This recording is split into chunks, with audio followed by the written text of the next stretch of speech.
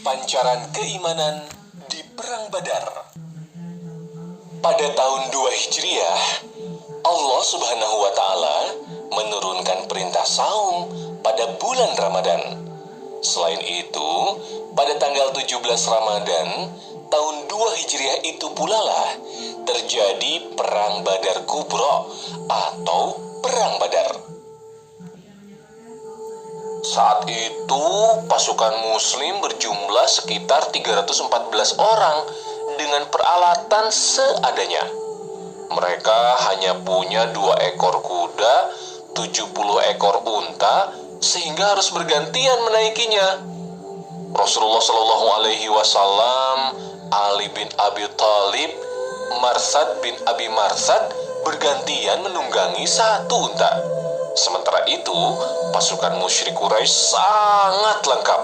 Mereka berjumlah 1000 orang dengan 100 ekor kuda, 600 baju zirah atau baju perang, dan unta yang banyak. Panji tertinggi pasukan muslim berwarna putih.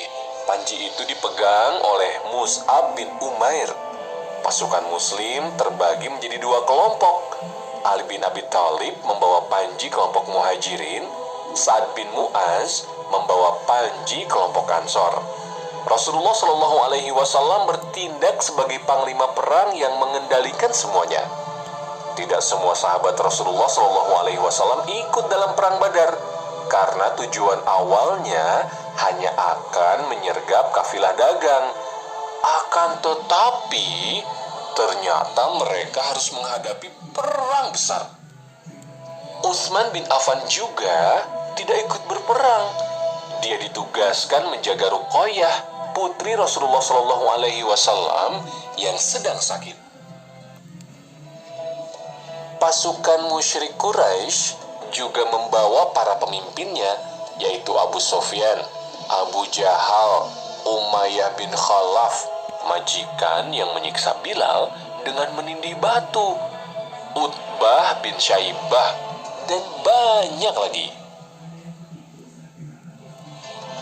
Malam itu, hujan turun sangat lebat, mengguyur pasukan musyrik sehingga mereka tidak bisa bergerak. Sementara untuk pasukan muslim, hujan membuat mereka bersih dan tanah yang dipijak menjadi kuat. Rasulullah Shallallahu Alaihi Wasallam terus berdoa hingga beliau tidak sadar kain surbannya terjatuh.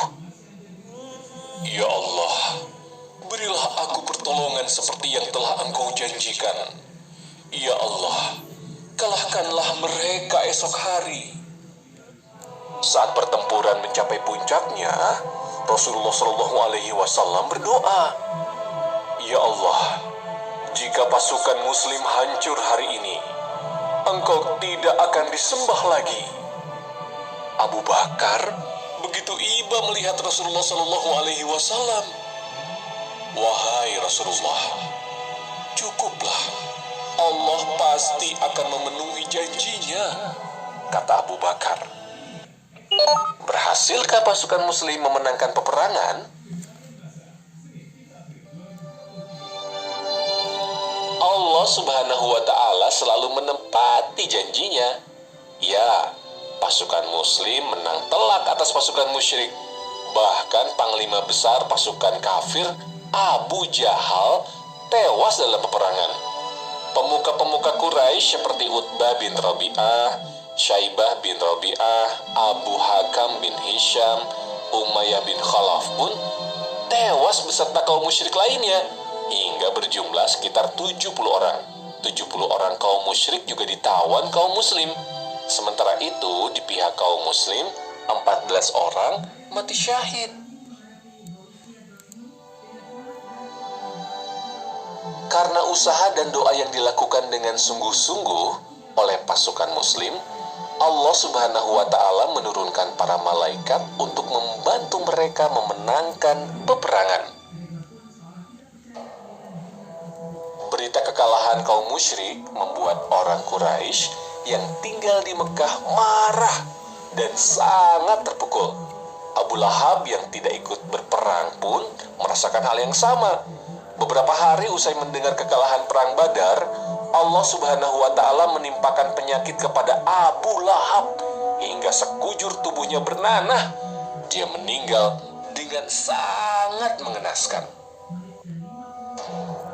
Selama 3 hari, tidak ada yang mau mengurus jenazah Abu Lahab, termasuk anak-anaknya sendiri.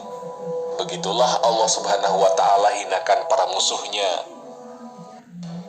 Sementara itu, Rasulullah Shallallahu Alaihi Wasallam dan pasukan Muslim kembali ke Madinah dengan membawa harta rampasan perang dan tawanan yang tetap diperlakukan dengan baik.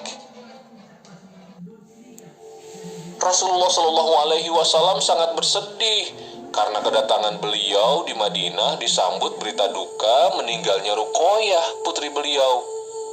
Beberapa waktu kemudian, Rasulullah Shallallahu Alaihi Wasallam menikahkan Utsman bin Affan dengan putri beliau yang lain, yaitu Ummu Kulsum. Karena hal ini, Utsman diberi gelar Zun Nurain, pemilik 2 cahaya. Kekalahan kaum musyrik di perang Badar membuat orang Yahudi semakin membenci Rasulullah Shallallahu Alaihi Wasallam. Mereka mencari segala cara untuk melanggar piagam Madinah.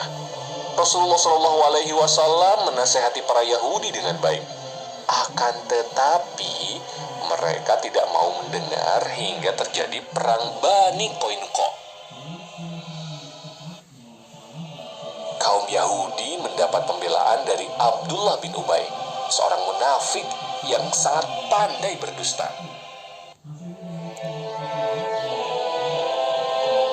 Perang yang berlangsung selama 15 hari dengan pengepungan benteng Bani Qainuqa ini akhirnya berhasil dimenangkan kaum Muslim.